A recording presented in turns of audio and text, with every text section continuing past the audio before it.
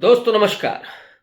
बिहार राजनीति पल पल बदल रही है, सिवाय एक बात के कि अब तक बिहार में भारतीय जनता पार्टी अपना मुख्यमंत्री नहीं बना सकी। क्या इस बार भाजपा अपने सारे दांव पेंच लगाने जा रही है?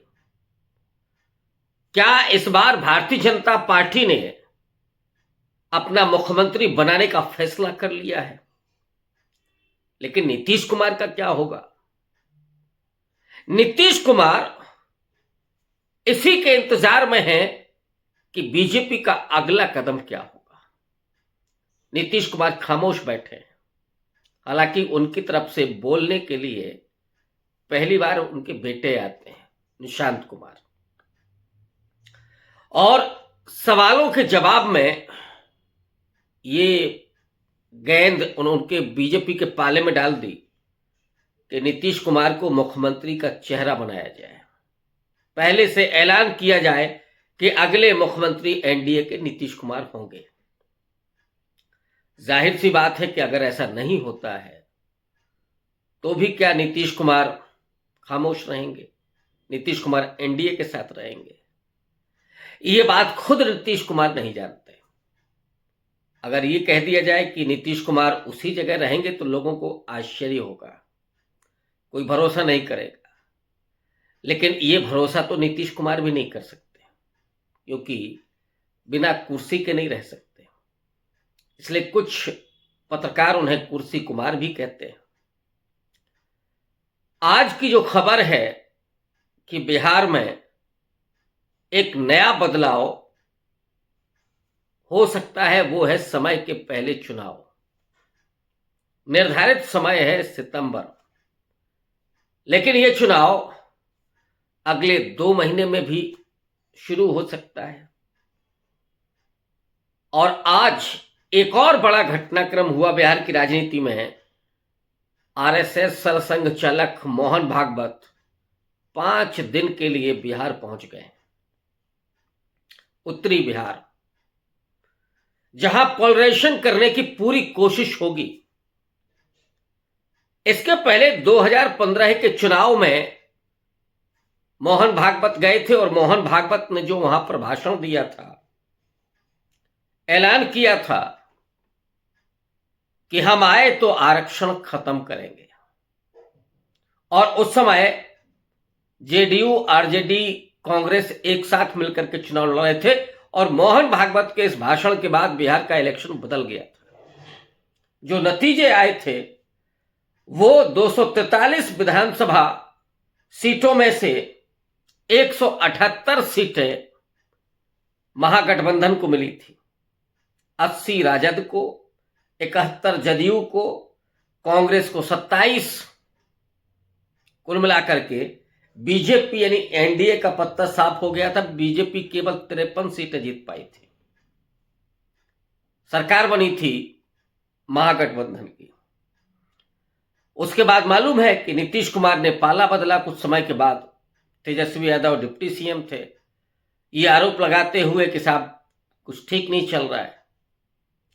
2020 का जब चुनाव हुआ, अगले 5 साल के बाद, नीतीश कुमार एनडीए में थे और एनडीए में नीतीश कुमार मुख्यमंत्री के भी चेहरे थे। लेकिन तब भी नरेंद्र मोदी ने नीतीश कुमार की जड़ें काटने की कोशिश की थी। और उस समय अगर आपको याद हो कि चिराग पासवान, जो नरेंद्र मोदी को अपना राम कहते थे, खुद को अब हनुमान कहते थे, उनका वो चुनाव मैदान में आए। और ये सबको मालूम है कि ये सारा खेल नीतीश कुमार को कमजोर करने के लिए नरेंद्र मोदी खेल रहे थे। नतीजे जो आया उसमें जनता दल यूनाइटेड को केवल 69 सीटें मिली, बीजेपी को 54 सीटें मिली, लेकिन सबसे बड़ा दल राजद हुआ था 80 सीटें। नीतीश कुमार हालांकि फिर से मुख्यमंत्री बने, लेकिन उनकी सीटों की संख्या काफी कम हो गई थी और इसके पीछे वही चिराग मॉडल था। नीतीश कुमार बीजेपी के इस चाल को भांप चुके हैं। लेकिन नीतीश जो भी फैसला लेते हैं बहुत खामोशी से लेते हैं। चलता रहा मामला। अब जब 2025 का इलेक्शन होने जा रहा है, नीतीश कुमार बीजेपी के साथ हैं, लेकिन अब बीजेपी नीतीश कुमार को मुख्यमंत्री बनाने के मूड में नहीं दिख रही है। अमित शाह से 2 बार बात हुई, पत्रकारों ने पूछा, लेकिन उन्होंने साफ इनकार कर दिया कि कौन मुख्यमंत्री होगा ये तो बाद में तय होगा। लोग कह रहे हैं कि एकनाथ शिंदे का जैसे हश्र हुआ महाराष्ट्र में कि उन्हें एनडीए का चेहरा तो बनाया गया, लेकिन चुनाव जीतने के बाद उनके हाथ में झुंझुना पकड़ा दिया गया, मुख्यमंत्री की कुर्सी छीन ली गई और डिप्टी सीएम जो कभी होते थे एकनाथ शिंदे के साथ, वो फिर से मुख्यमंत्री बना दिए गए और डिप्टी हो गए एकनाथ शिंदे। क्या यही बिहार में होगा? लेकिन मैं इस बात को स्वीकार नहीं कर पाता हूं, क्योंकि एकनाथ शिंदे और नीतीश कुमार में जमीन आसमान का अंतर है। नीतीश कुमार वो शख्स हैं जो 2005 से बिहार की राजनीति को अपने हाथ में रखते हैं। नीतीश कुमार जिधर होंगे सत्ता उधर होगी, नीतीश कुमार ही मुख्यमंत्री होंगे, ये भी फिक्स है। और वो भारतीय जनता पार्टी जिनके प्रदेश अध्यक्ष ने कभी मुरैठा बांध रखा था कि तभी खोलेंगे जब नीतीश को कुर्सी से उतार देंगे, वो खुद उनके डिप्टी सीएम हो गए। और वो भाजपा के तमाम लोग या दूसरे और राजनीतिक दल जो नीतीश कुमार को कुर्सी से उतारना चाहते थे, वो आज उनके पिछलग्गू बने हुए हैं। अपर हैंड हालांकि आज आप कह सकते हैं कि वो बीजेपी का है। लेकिन ये जो आज का घटनाक्रम है कि मोहन भागवत वहां 5 दिन के लिए पहुंच गए हैं और आरएसएस जमीन पर जिस बात को कह रही है लोगों से बातचीत में कि कांग्रेस को भी देखा बिहार ने, जदयू को भी देखा, आरजेडी को भी देखा, अब बीजेपी को एक बार देख लीजिए।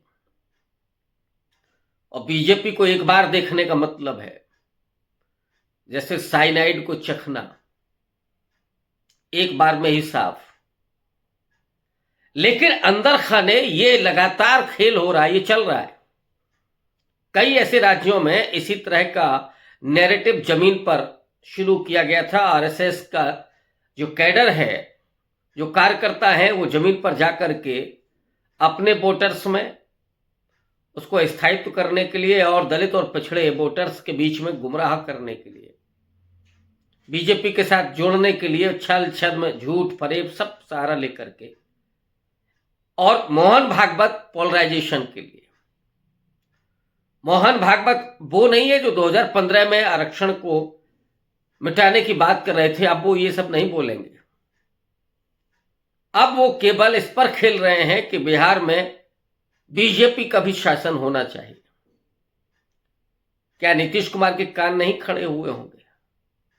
अंदर खाने इसी के साथ एक और खबर आ रही है कि आरजेडी और जेडीयू के बीच डील लगभग तय हो चुकी है। हालांकि इस बीच में यह भी खबर है कि जेडीयू में विभाजन की भी आशंका है। जेडीयू में विभाजन भी हो सकता है, लेकिन नीतीश कुमार अब आरजेडी के साथ जाने के लिए अपना मूड बना चुके हैं। नीतीश कुमार ये जरूर चाहते हैं कि बिहार की राजनीति का और अपनी पार्टी का भविष्य वो निर्धारित कर दें। वो मुख्यमंत्री भले ही नहीं बने, निशांत कुमार के लिए राह तैयार कर दें। तेजस्वी यादव अगर बिहार के मुख्यमंत्री होंगे तो निशांत कुमार का भी नंबर आ सकता है, लेकिन अगर बीजेपी के हाथ में बिहार चला गया तो फिर बहुत मुश्किल हो जाएगा निशांत कुमार के लिए भी।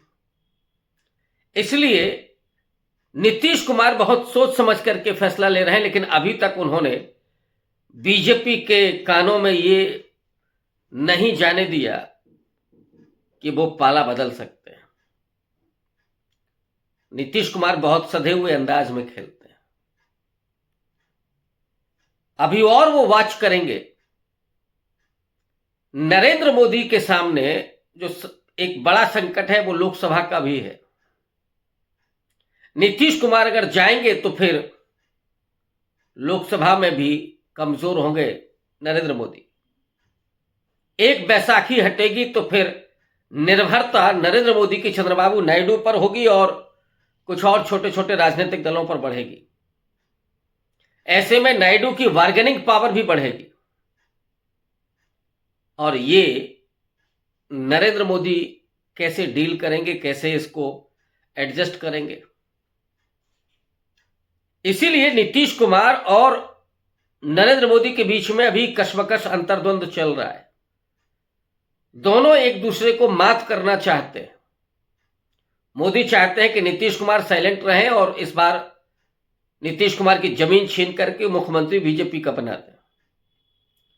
नीतीश कुमार ये चाहते हैं कि नरेंद्र मोदी के जबान से ये निकले कि अगले मुख्यमंत्री भी नीतीश कुमार होंगे, सीटें चाहे जितनी कम ज्यादा आए। नीतीश कुमार अभी उस पर डटे हुए हैं। लेकिन नीतीश कुमार को अगर ये आश्वासन नहीं मिलता है और नरेंद्र मोदी ये बात नहीं कहते हैं तो नीतीश कुमार भी अपनी राजनीति, अपने बेटे की राजनीति, बिहार के भविष्य की राजनीति को लगभग तय कर चुके हैं। बीजेपी जब यह तय कर चुकी है कि उसे अपना मुख्यमंत्री बनाना है तो ऑब्वियस है कि उसकी जुबान से नहीं निकलना है। तो नीतीश कुमार फिर बिल्ली का दही करने जा रहे हैं। न खाएंगे और फिर न खाने देंगे। भविष्य बेटे को दे देंगे और उसके लिए वो कमजोर जेडीयू के साथ भी आरजेडी के साथ खड़े होंगे। इसी में से बहुत सारे विधायक टूट सकते हैं, बीजेपी में जा सकते हैं। लेकिन उसके साथ एक टूटी हुई जेडीयू के साथ, कमजोर जेडीयू के साथ नीतीश कुमार मेन चेहरा है। नीतीश कुमार आरजेडी के साथ तालमेल बनाएंगे और उसके बाद 2025 में भी बीजेपी को शिकस्त देंगे। आरएसएस के मंसूबों को पूरा नहीं होने देंगे। और बिहार वो जगह है जब सोमनाथ से आडवाणी की यात्रा चली थी तो आडवाणी की गिरफ्तारी बिहार में हुई थी। अयोध्या नहीं पहुंचने दिया था लालू प्रसाद यादव ने। तो बिहार में पूरे तरीके से बीजेपी का शासन हो, ये ना लालू चाहेंगे ना नीतीश कुमार चाहेंगे। प्रशांत कुमार के जरिए जिस तरह से नीतीश कुमार को कमजोर किया जा रहा है, नीतीश कुमार के बारे में आज कहा कि अगले मुख्यमंत्री नीतीश कुमार नहीं होंगे, ये मैं डंके की चोट पर कह रहा हूं।